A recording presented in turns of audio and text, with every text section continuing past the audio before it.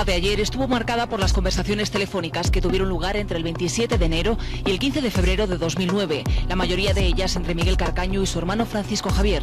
¿Te han llamado de algo o algo? Vale. Bueno, pues ya, acuérdate mañana, ¿eh? Si te aborda el que sea, tú le dices que... Nada, no le dices nada. Mira, lo siento, pero yo no hablo. Hoy le ha tocado a tu cuñada. Preguntarle por ti, ahora no por mí. Será por si yo soy muy malo o algo y te curo. En fin, pero bueno, nada.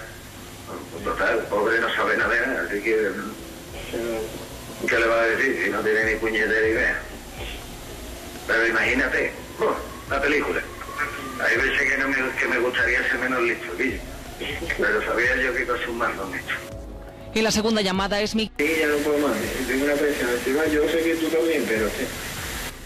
No, hombre, tú la tienes más que yo. Pero bueno, a mí es que me toca por ti, por Rosa. El coche que está allí todavía. Voy a intentar relajarte, Guillo. Tú no has hecho nada, tío. Ya. Y al final, pues saldrá todo. La verdad es, en este caso, que tú no has hecho nada. El 4 de febrero, Miguel informa a su hermano de que se han llevado las torres de los ordenadores, los portátiles y la ropa que llevaba el sábado 24, el día de los hechos. Miren todo lo que quieran, Miguel. Al final no van a encontrar nada porque ni nada que encontrar. 5 de febrero, Miguel le dice a su hermano que la policía le ha llamado para ir a comisaría. Al día siguiente, un Carcaño muy nervioso llama de nuevo a Francisco Javier para contarle cómo le ha ido. Nunca vas a decir lo que no has hecho. ¿Sabes lo que te quiero decir? Pues ya está. Tú nada más tienes la verdad tuya y es punto. Y se acabó y ya está. Que todo el mundo miente menos yo, ¿no? Pues no, porque yo tampoco miento. ¿Sabes lo que te digo? Ya, no, es que tú me estás cubriendo a mí. Es que... Sí, claro, ellos que van a decir. Eso es juego psicológico, yo, ¿sabes? 14 de febrero, Francisco Javier llama a su novia María García. Esto es lo que le dice cuando ella le pregunta cómo está. Bueno, pues bien, pues ya sabes, ya ha pegado el pelotazo y está, antes de lo previsto. El 15 de febrero, Francisco Javier charla con un amigo y esto es lo que le comenta. Es verdad, tío, pero yo es que no me lo creo todavía. Es que Boba te había engañado, tío. En la sala se pudo escuchar también una conversación que Samuel mantiene con su madre el 5 de marzo de 2009. Pero si es que el hermano del Miguel estaba involucrado. El enano dijo que fue el que siguió limpiando.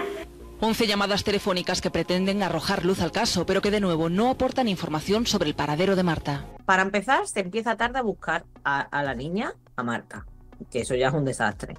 Pero si tú llegas a la escena días después, yo he podido lavar mi ropa, tirarla, quemarla, y ya esas evidencias, la ropa de Delgado se la llevaron a analizar.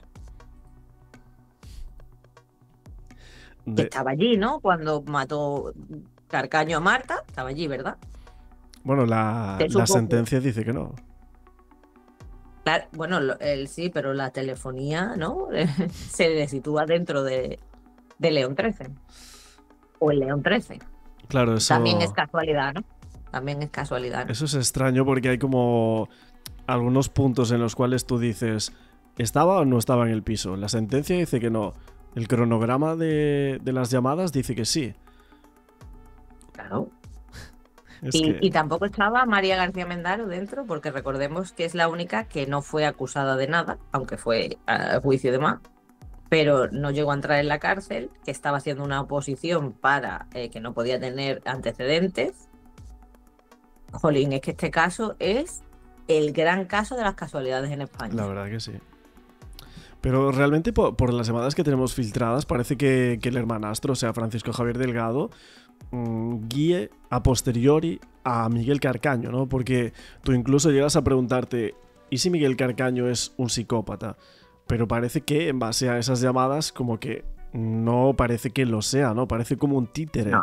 De hecho, yo he hablado con algunas personas que los conocían a los dos y supuestamente a mí me dicen que Miguel Carcaño como que tenía un coeficiente bastante bajo. Hombre, eso es seguro. Yo no le echo el coeficiente intelectual porque obviamente se tendrá que hacerse un psicólogo y demás, un psiquiatra, para que sea totalmente fiable.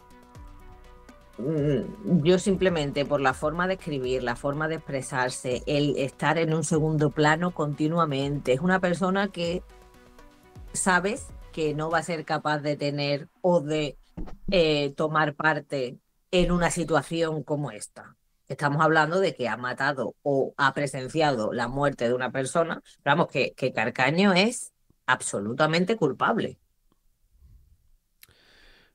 Porque ¿hasta qué punto tú puedes estar lleno de sangre de Marta y no haber sido el que ha propinado el golpe? Aunque sea 1, 2, ¿me explico? 3, por esas manchas de sangre sabemos que eran más de 1.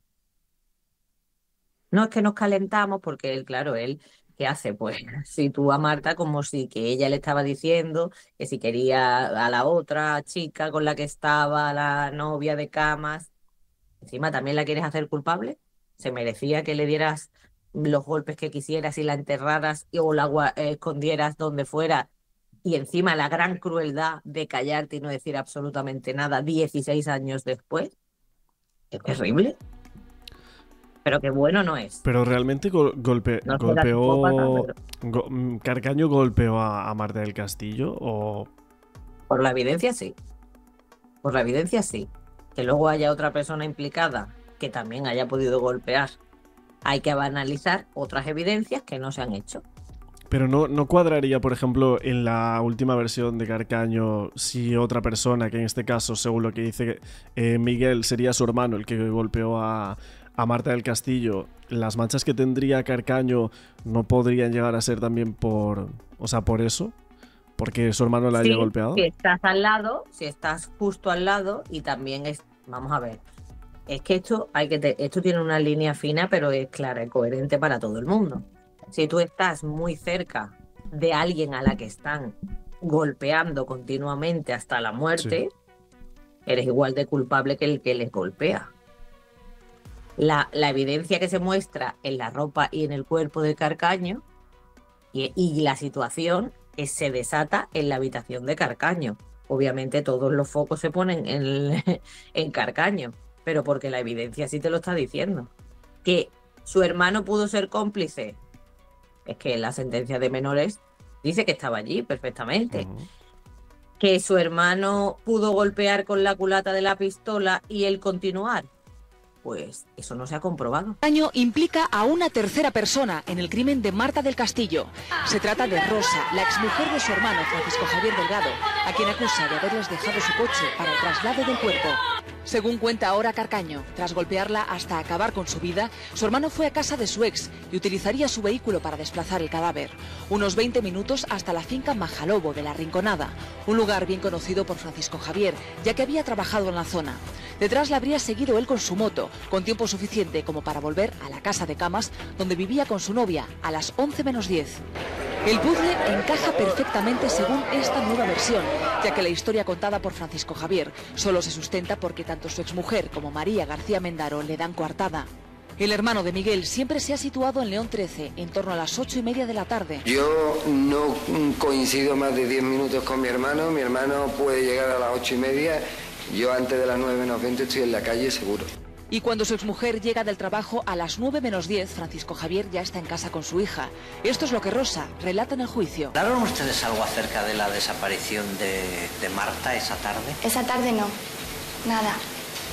Él no me comentó nada. Sabía que él tenía que suplir el turno de las 12. Entonces yo sabía que a las 11 se iba siempre. Aunque no. ¿A las 11? 11:30. A partir de esa hora es María García Mendaro quien le da coartada. Y las grabaciones que le sitúan en el lugar del crimen a las 9:30 se aceptan. Esa prueba pues, ante un juez pues no vale, porque no se le ve la cara. Ni tampoco la declaración del taxista, que asegura haberlo llevado a León 13 a las 12:30. Si tal y como dice Carcaño, volvieron al día siguiente para rociar a Marta con cal viva. Esto ayudará a la búsqueda con georradar y a la conservación de los restos óseos. Huesos que podrían confirmar ese culatazo de revólver y otros muchos datos sobre la causa de la muerte. Una nueva búsqueda comenzará en breve.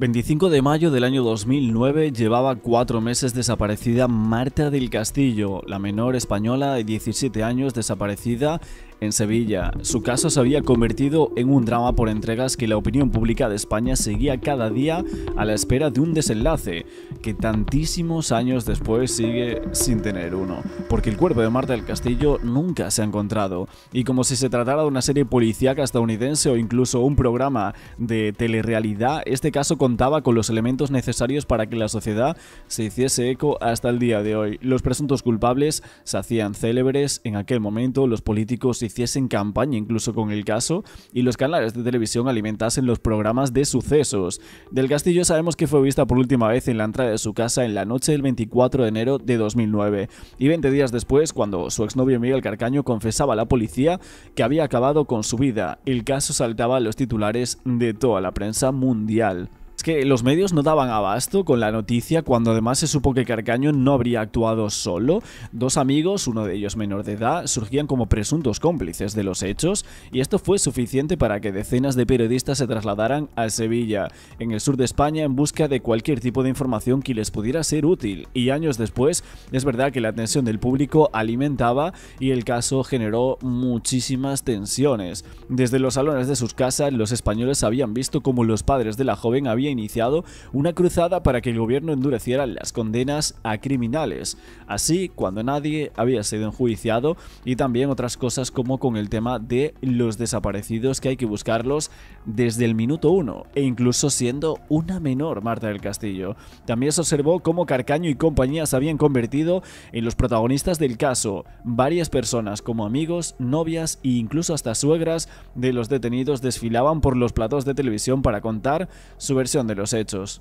Lo que pasa es que hubo muchas confusiones, confesiones y despistes. Los chicos que en un principio aseguraban que habían tirado a Marta al río Guadalquivir, esto movilizaba a más de 250 agentes para que pudieran sacar a flote su cuerpo, pero nunca se encontró. Más tarde dijeron que no, que en realidad habían sacado a la joven en una silla de ruedas y la habían dejado dentro de un contenedor. Esto hizo que las labores en la búsqueda en el río se detuviesen un poco en aquel momento, para entonces concentrar todos los esfuerzos en el vertedero de un distrito, con excavadoras, máscaras y todo tipo de dispositivos especiales.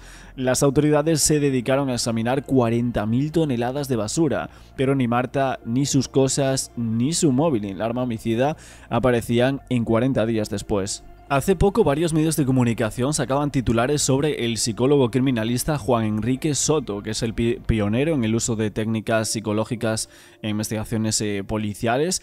E incluso podemos decir en este vídeo que él reveló detalles inéditos sobre la interacción que él tuvo con Miguel Carcaño, que fue uno de los únicos condenados por el crimen de Marta del Castillo, o incluso el único que recuerda la gente. Y es que sabemos que el Cuco sí que fue condenado, estuvo 2 años en un centro de menores y luego fue condenado nuevamente, por este caso por mentir en el juicio, no por lo que realmente él hubiese hecho o no con Marta del Castillo, incluso podemos decir con su cuerpo, por el cual fue condenado cuando él era menor, cuando tenía 14 años, en el momento en el cual aparece en aquella casa. Y él, bueno, él dice que ve todo ese percal y que incluso el hermano de Miguel Carcaño lo amenaza de muerte.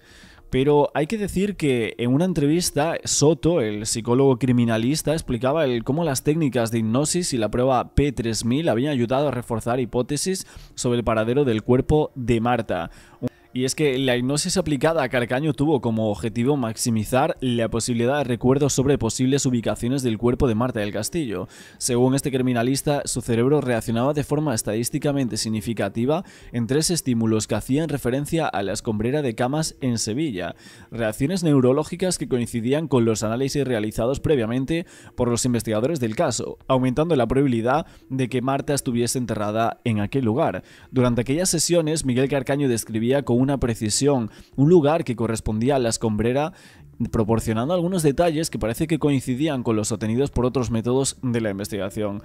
Pero a pesar de este avance, es cierto que las búsquedas realizadas en aquella zona no lograron hallar restos de la joven. Soto decía que era profundamente frustrante no haber podido encontrar el cuerpo a pesar de todo lo que habían hecho.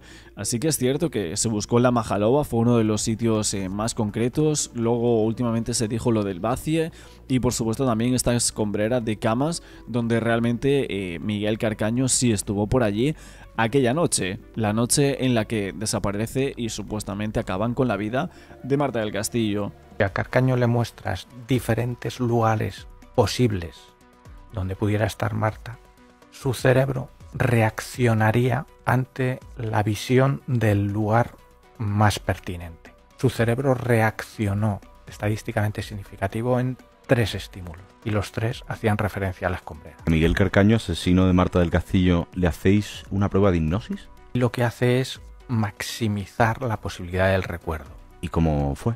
Él relató todos los detalles de un lugar donde podía estar el cuerpo de Marta que coincidían con el lugar más probable que consideraban los investigadores. De tal manera que ese lugar, que fue la escombrera de camas, ¿no? Adquirió potencia como posible lugar. José Bretón, ¿cómo le recuerdas a él? Tengo una imagen clarísima, ¿no?, de un individuo imperturbable o incluso incoherente, mostrando emociones que son las que uno no esperaría encontrar en esos momentos, como cuando estás haciendo un registro en las quemadillas y el individuo está absolutamente relajado, proponiendo incluso algo lúdico, poner música. ¿Propuso poner música? Propuso poner, de hecho creo recordar que pidió unas sevillanas o algo ¿Qué me así. dices? Y sin embargo están destrozando una casa buscando a sus hijos, ¿no? O sea, ese tipo de incoherencias tan grandes son las que nos dan muchas pistas. La mayoría de los acusados, que eran 4, fueron absueltos o recibieron condenas menores a la de Miguel Carcaño, que fue condenado a 21 años de prisión por crimen. Y desde entonces las autoridades han realizado muchísimas búsquedas basándose en testimonios y técnicas forenses avanzadas como la que estamos comentando ahora de la hipnosis, pero todas sin éxito. Soto también reflexionaba sobre las limitaciones y retos de las técnicas psicológicas en casos de este tipo de naturaleza, en donde parece imposible que haya un final. Y es que él decía que no existían gestos universales que indicasen si alguien miente o no, que cada persona tiene su propio diccionario de comportamientos y lo que hacen sería estudiar este tipo de señales únicas para detectar algún tipo de inconsistencias.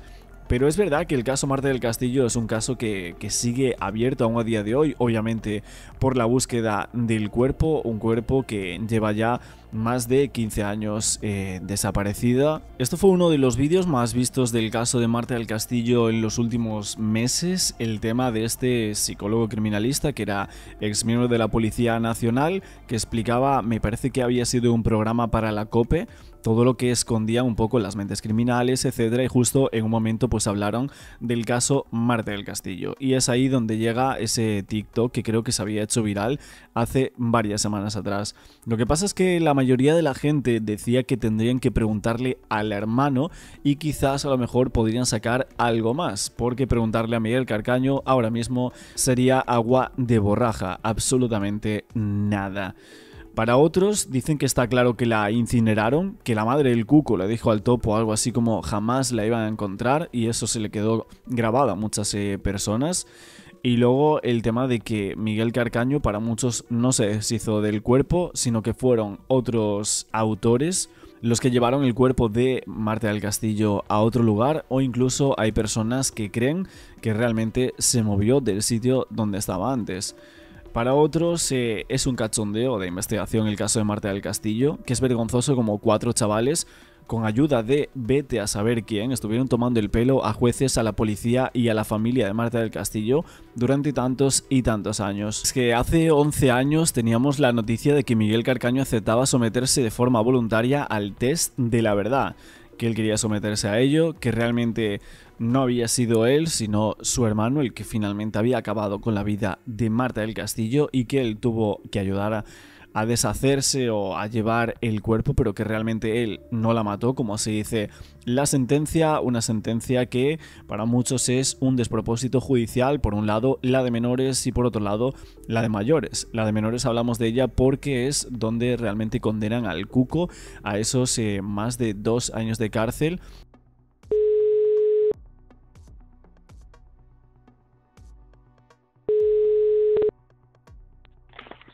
Dime. Avi.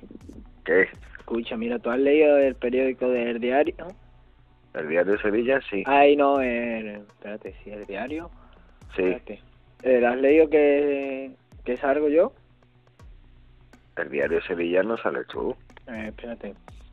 Vale, era. Sí, es el diario de Sevilla. No sé, eso, aparte también, va en el 20, ¿no? Como el Messenger, ¿no? Me ha enviado un mensaje de correo, uno del diario de Sevilla, para que me ponga en contacto con él. Nada. Te olvidas. Vale. Bueno, entonces nada, eso. Nada, además ha salido en la tele en Antena 3 que una mujer, que una vecina la vio en el portal a las 9:30, 10 menos 20 por ahí. Sí. ¿Sabes? Así que nada, tú no eches cuenta ni hables con nadie. Vale. ¿Me explico? Sí, sí. Y si por lo que sea te asalta uno, vamos, te asalta en el sentido que, oye, mira, no sé qué, no sé cuánto, soy Pepito Pérez, tú que sabes de esto, no sé qué, tú le dices, mira, yo no sé nada ni tengo nada que hablar. ¿Me explico? Vale. No hables con nadie.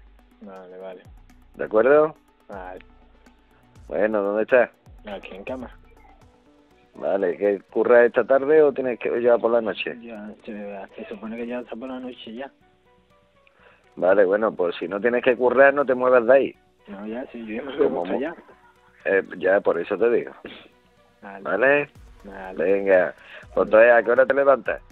Yo no sé, si con lo que sea yo voy a tener el móvil al lado. No, pero hombre, es para llamarte luego y no cogerte dormido.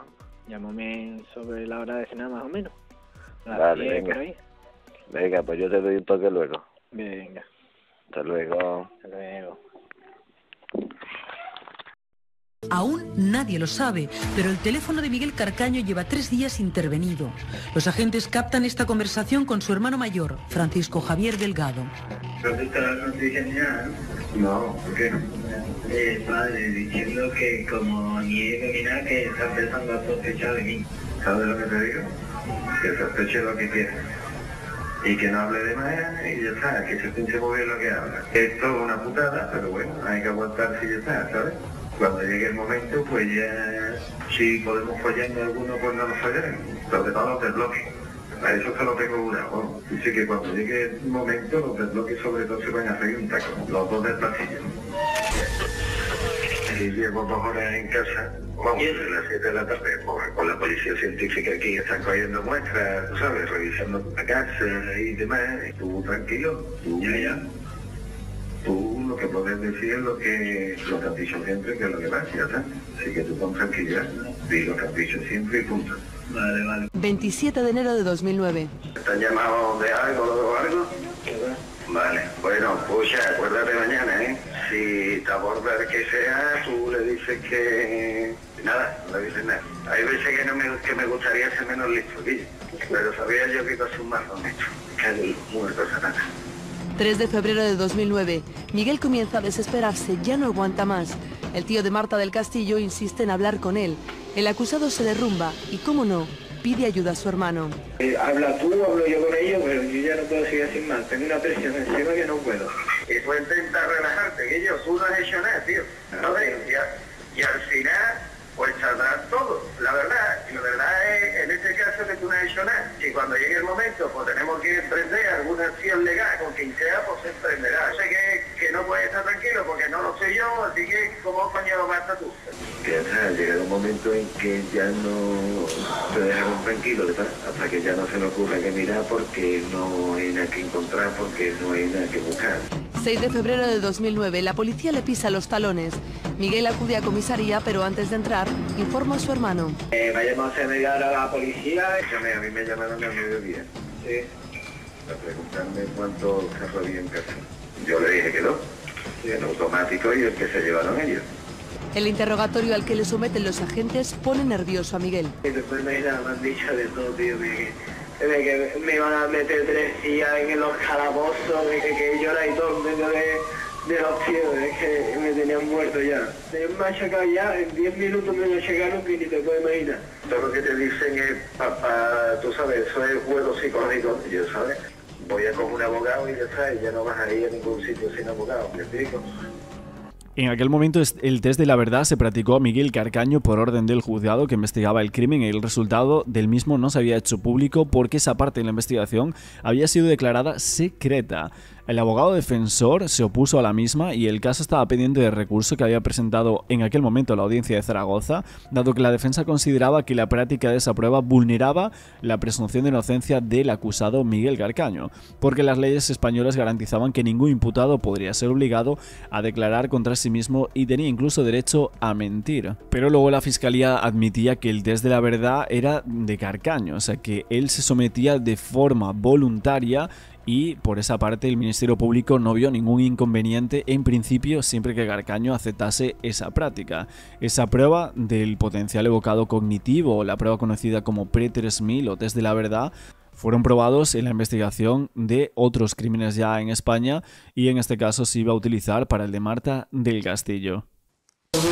Se agachó, metió los dedos así, cogió, hizo, levantó así un poco, me dijo, coge ahí, enseñarle así con la cabeza, como para la parte de los pies, y ya, yo estaba ahí y cogí rápido de ahí. En la primera recreación judicial, el Cuco admitía haber estado en la escena del asesinato de Marta, pero en 2011 negaba estar presente.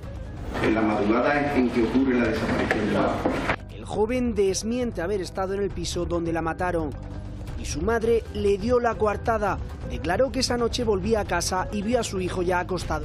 Pero en otra declaración posterior dan un giro de guión y reconocen que era falso, admiten haber mentido. Por eso, tanto él como su madre fueron condenados a 2 años y medio de prisión y una indemnización de 15.000 euros a los padres de Marta, por el dolor innegable y manifiesto con estas mentiras. A sabiendas de que faltaban a la verdad y sin importarles los perjuicios que ello podía causar para la familia de la fallecida.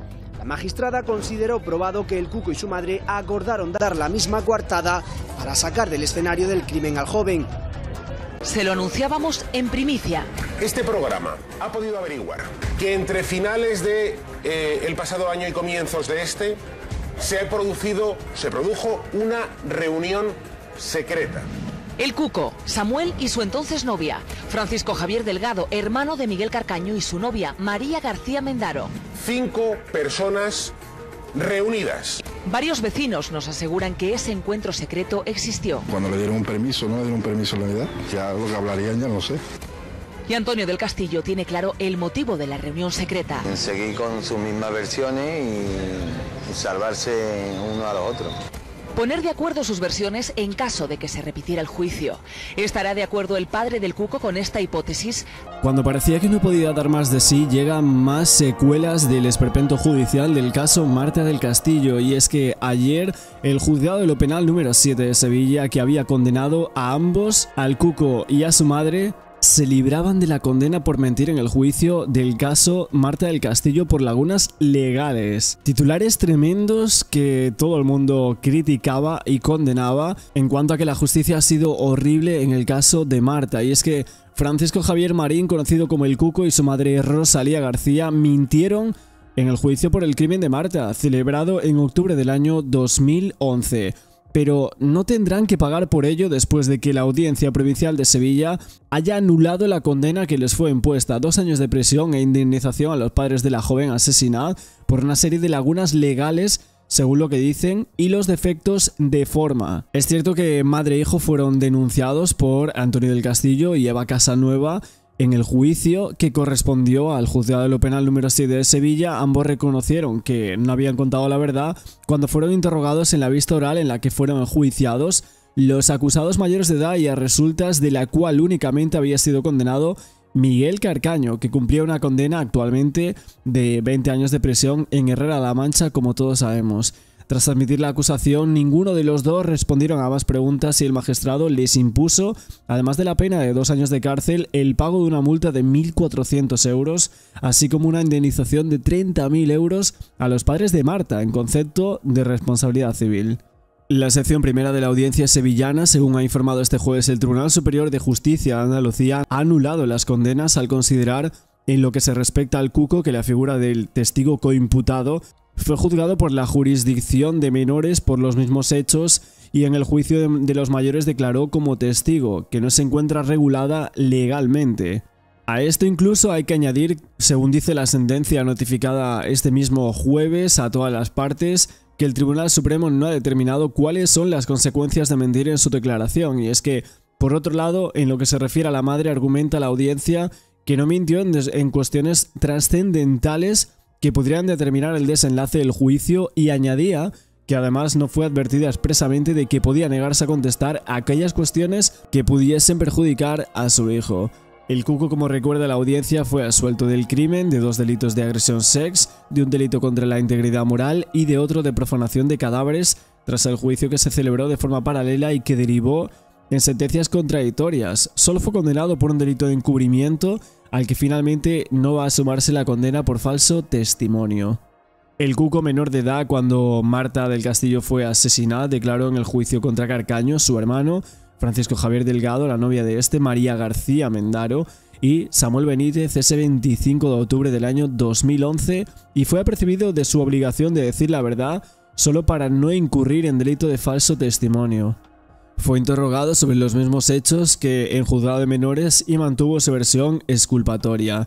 Su madre prestó declaración también como testigo algo más tarde, ya el 16 de noviembre, y se le avisó a sí mismo de las consecuencias de mentir. Se le preguntó por hechos relacionados con su hijo sin otro tipo de advertencias, y al terminar el tribunal ordenó incluir el testimonio solamente de la declaración del Cuco.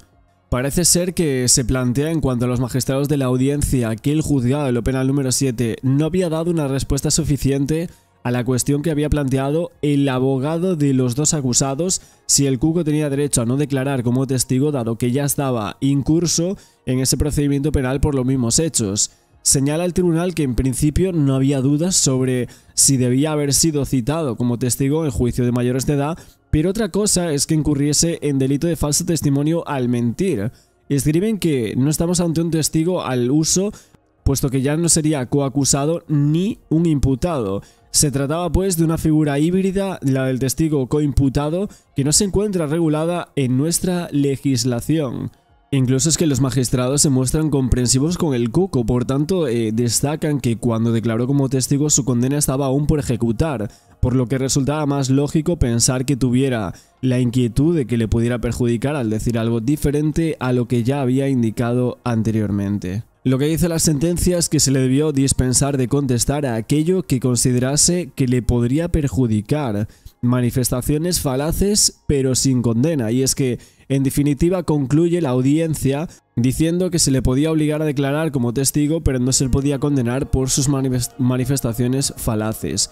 Y en cuanto a Rosalía, la madre del Cuco, hace hincapié en la sentencia de la sección primera en que su declaración no mintió en cuestiones trascendentales para esta resolución del asunto, y si bien es verdad que faltó a la verdad, como ha reconocido, no alcanza a tener la relevancia para configurar el tipo penal por el que había sido condenada. Todo esto es lo que dice la sentencia, es que en concreto la madre del Cuco fue preguntada sobre las horas en las que volvía a su casa su hijo el día de los hechos, el 24 de enero del año 2009, y esto decían que nada aportaba para resolver sobre la esencia del juicio, que resultaba irrelevante la franja horaria en la que la madre situaba al hijo en su domicilio. Esta fue una de las razones por las cuales los magistrados dijeron que con esto no eliminaba su participación en los hechos cometidos y que por esto habría sido condenado. Vemos que el Cuco y su madre se han librado de la condena por mentir en este juicio del caso Marta del Castillo. Realmente esto es tremendo, lo que estamos viendo con el caso de Marta del Castillo, todas las vueltas que están dando. Y es que realmente tenemos un caso con muchísimos implicados que la justicia no sabe ni por dónde va ni por dónde viene.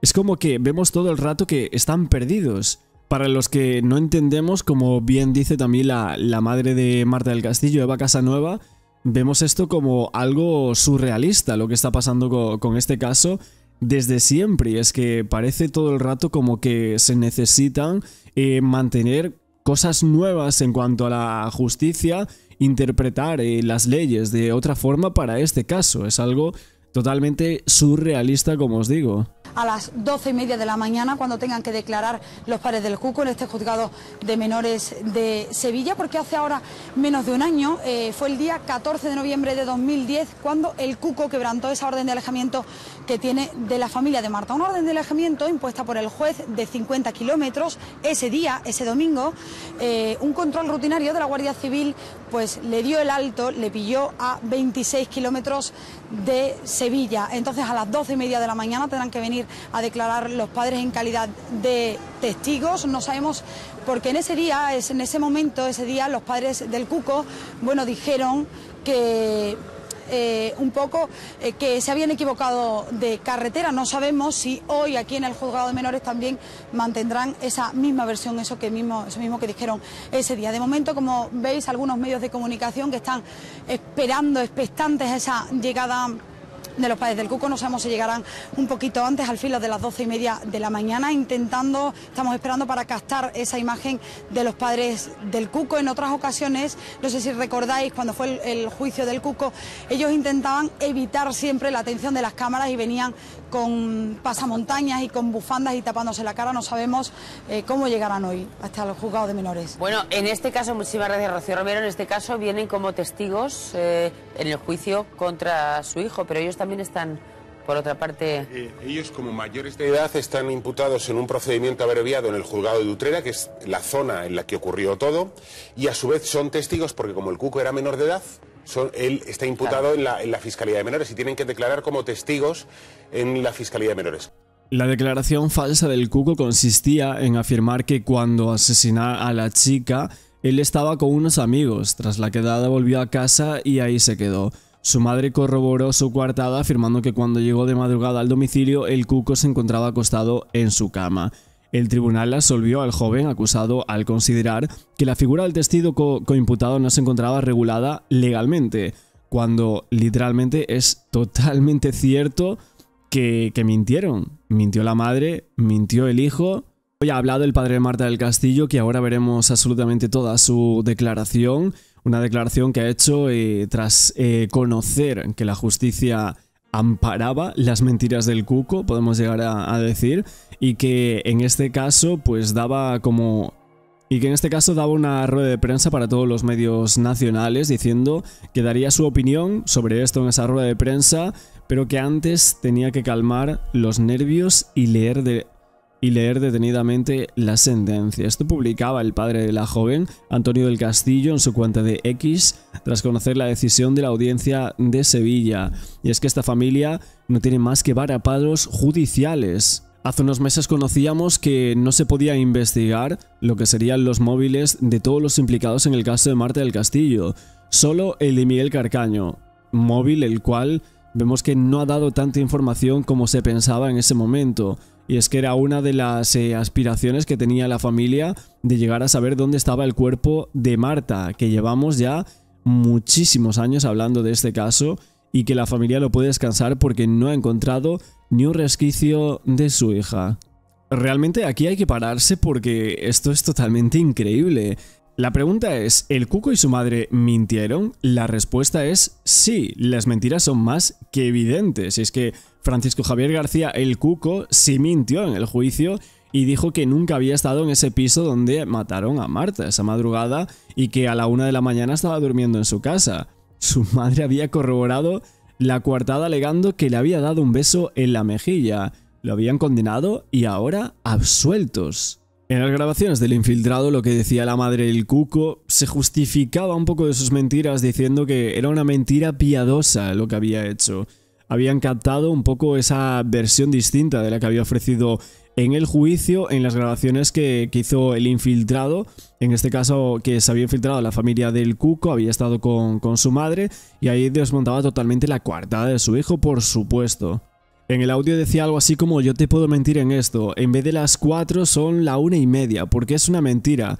Como dice mi madre, una mentira piadosa, por darle un poquito más de juego al niño en un momento determinado. Esto afirmaba en esa grabación, un audio que podría desmontar lo que sería esa coartada que había proporcionado a su hijo. Lo que se decía hace unos años, y es que las mentiras del Cuco y su madre pudieron confundir al tribunal que les juzgó y que solo condenó a Miguel Carcaño por el crimen de Marta del Castillo, cuando realmente, y según sentencia, había más implicados. La posibilidad de que ese falso testimonio del Cuco y su madre decían que podría haber influido negativamente en la sentencia que dictaba la audiencia de Sevilla ya en enero del año 2012. Ya admitía el juez que había condenado a ambos por un delito de falso testimonio a una pena de 2 años de cárcel en aquel momento. El Cuco y sus padres contaron en el juicio del año 2011 que el chaval estuvo esa noche haciendo botellón con unos amigos en el polígono San Pablo y que regresó a su casa antes de la medianoche. De hecho, tanto su padre, Ángel Fernández, como él señalaban que se había encontrado en la calle cuando él primero fue a tirar la basura sobre las 11:30, y es que los progenitores mintieron totalmente cuando afirmaron a sí mismo que ellos volvieron del bar en el que estuvieron aquel día a la 1:30 de la madrugada ya del 25 de enero, y Rosalía llegó a detallar que vio a su hijo acostado en la cama y que le dio un beso. Apuntaba el juez en la sentencia que la verdad era muy diferente. De hecho, en uno de los audios la madre del Cuco llega a decir que estuvo en el piso. En uno de esos audios del infiltrado y todo lo que dice la madre del Cuco, dice que o planea o parece que quiere decir que sabe dónde está Marta del Castillo. Es que incluso llega a decir que ella estaba allí, en la casa de Miguel Carcaño, cuando sucedieron los hechos esa misma noche. Lo que pasa, o el problema que hay aquí, es que esas grabaciones del infiltrado no pudieron juzgarse, no llegaron a nada porque decían que se habían hecho ilegalmente, y fue algo totalmente terrible para la familia de Marta del Castillo, que ahí tenían oro en cuanto al caso y en cuanto a querer saber la verdad de lo que pasó en el caso de su hija. En mi boca de otra situación en el caso de Marta. Claro, Miguel Carcaño, que es el único imputado por la muerte de Marta del Castillo, que cumplió una condena de más de 21 años de cárcel, que por cierto, bueno, ya han pasado, bueno, van a pasar ahora en enero 15 años de la triste muerte de Marta, que en unos pocos años ya Miguel Carcaño estará fuera de la cárcel. Ahora que me doy cuenta, viendo las fechas, ostras. ¿Qué sucede? Que bueno, Miguel Carcaño está en la denominada la cárcel de los monstruos de España. Ese recinto con más seguridad penitenciaria se encuentra en Herrera de la Mancha. Está compartiendo un módulo con José Bretón, con el asesino de Diana Quer, con el Chicle. Es una prisión donde los inquilinos realmente te ponen los pelos de punta, Axel. O sea, sin ninguna duda es la prisión de más seguridad de España.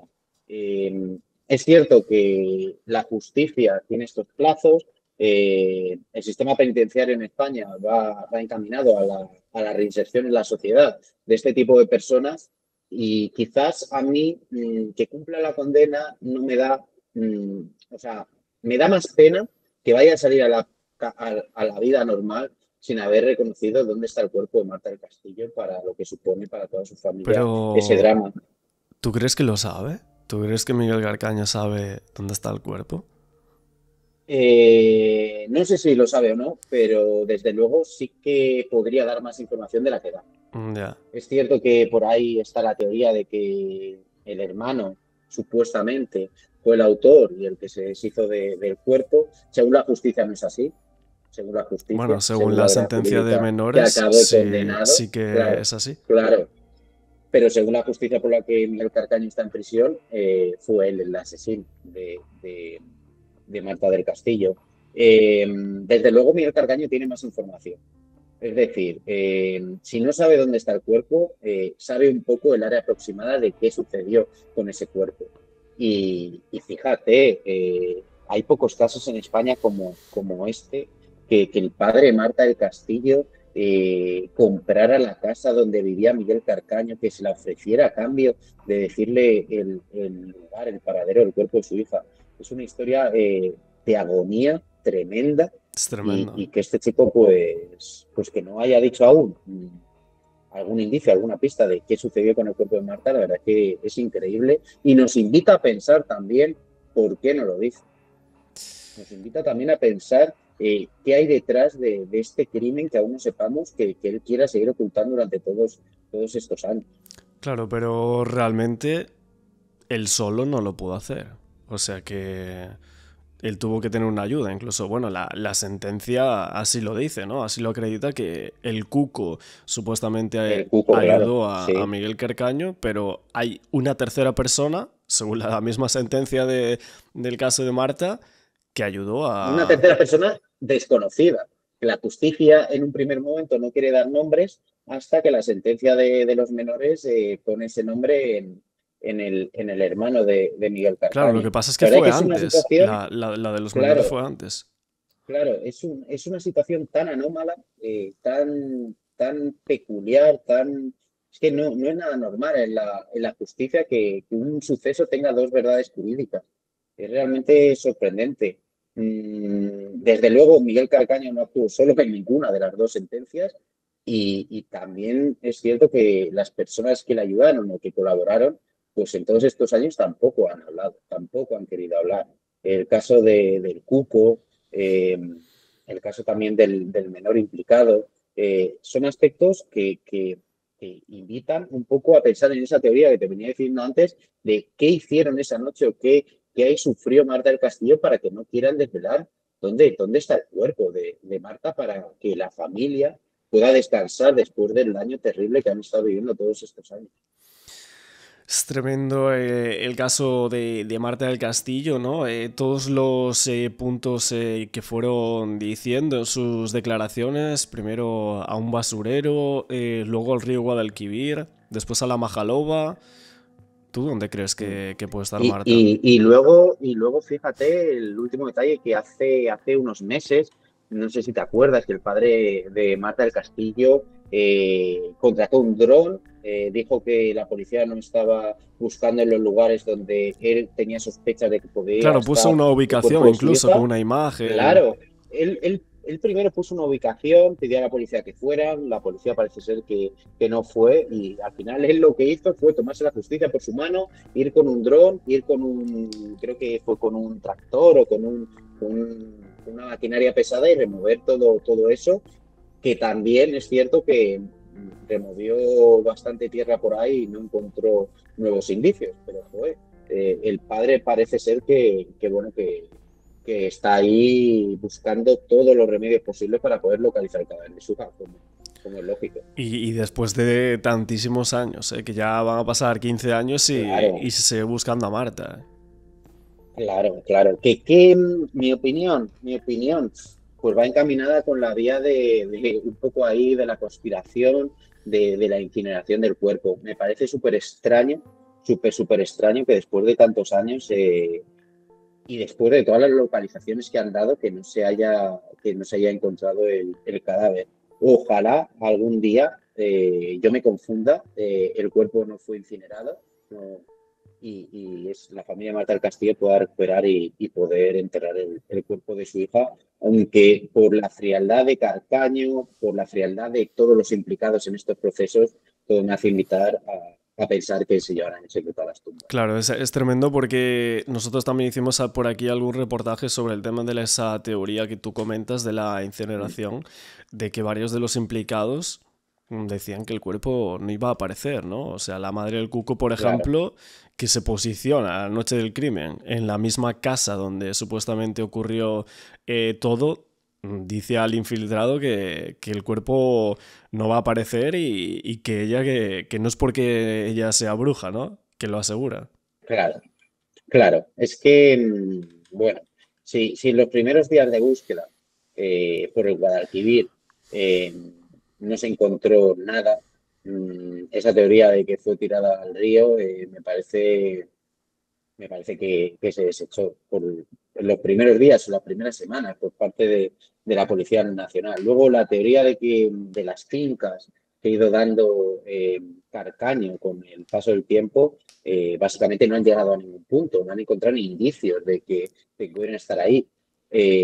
Otra de las cosas es a ver si ahora, pues con estos nuevos datos que ha aportado el perito, con estos posicionamientos móviles, pues dan algo de luz a todas estas teorías o a estos puntos que ellos mismos han dicho.